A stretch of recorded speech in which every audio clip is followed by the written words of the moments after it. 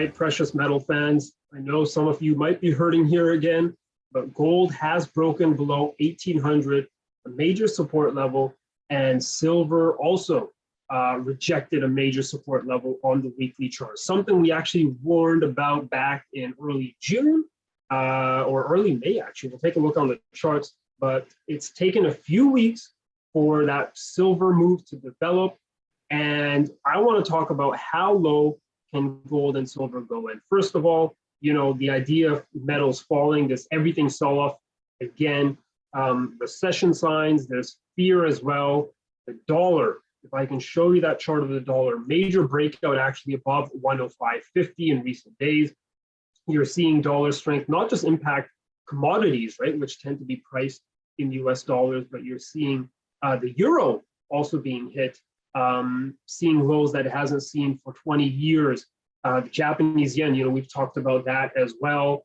Some people say the pound, the British pound might be the next one to join. I won't talk too much about the dollar here, but of course, you know, there is that inverse correlation with the dollar and precious metals.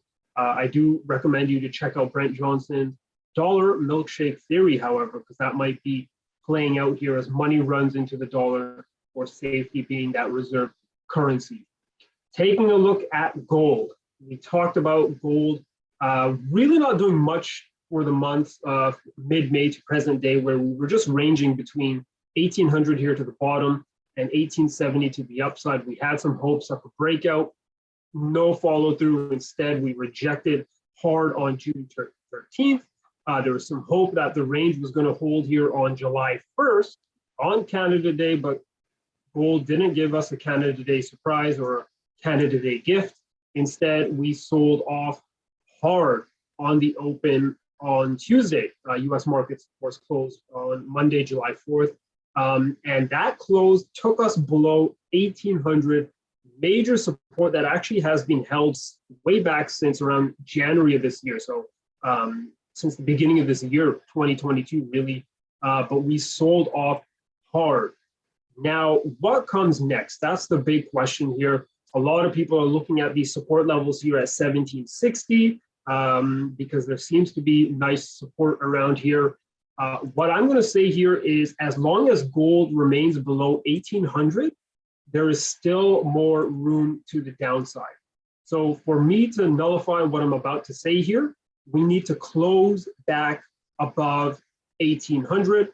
If we don't, we're going to be seeing more new lows, in my opinion, for the year. And I want to zoom out on that weekly chart to show you what I am seeing on the weekly chart, because I think, you know, if you zoom out to a longer time frame, you see more structures, and I put more importance to what I see on the long term. We talked about 1760. You can see here it was, or it is, a major support. So if gold does close below 1760 by the end of Friday, you do technically have a weekly breakdown. But I am watching this level actually below 1700. I'm looking at around 1680 or 1675, let's call it, because I think that's a very, very important support zone for gold. And we will be holding our breath there, because if we get a weekly close below 1680, that's a trigger of a long-term weekly double top pattern, which is very negative for gold. But I am quite positive. Well, you know, I'm not going to say I'm like 100% sure, obviously, but I do believe gold will come down to around this area where we will see bidders jump back in and we continue the uptrend, because again, you know, range can continue even in an uptrend unless it breaks below that support, right? So what we're seeing is this bit of a pause here in the overall long-term uptrend in gold, and I expect to see buyers jump in around 1680. That is what I'm watching. Very quickly on silver, because this is what we talked about on a chart when we actually broke down below $22 around May 9th. So it was May, not June, but May, correcting myself from earlier. But it's taken us almost a month for that rejection to take place on the weekly chart, rejecting 22. We could not close above 22. Remember what I said on gold, we need to close back above 18 to confirm a reversal. Same thing that happened with silver. We wanted to see it close above 22.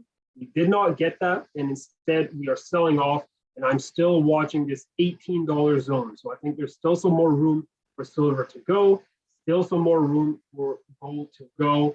But as I said, I do actually believe personally, in my opinion, that this might be the last opportunity to buy gold and silver at these cheap prices in the coming months. And then from there, we're going to be looking at currency issues perhaps and central bank issues, which will probably see money run back into precious metals as a confidence crisis sort of plays out. So I know it's not something many of you gold bulls and silver bulls want to hear, but we have to pay attention to the technicals here. And the technicals are telling us there is more downside unless gold can reclaim $18 and silver can reclaim $22.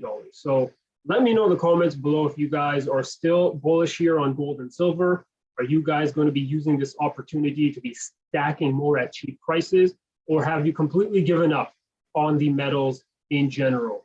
Let me know in the comments below. I'm looking forward to read your comments, and I'll catch you guys all in the next chart attack video.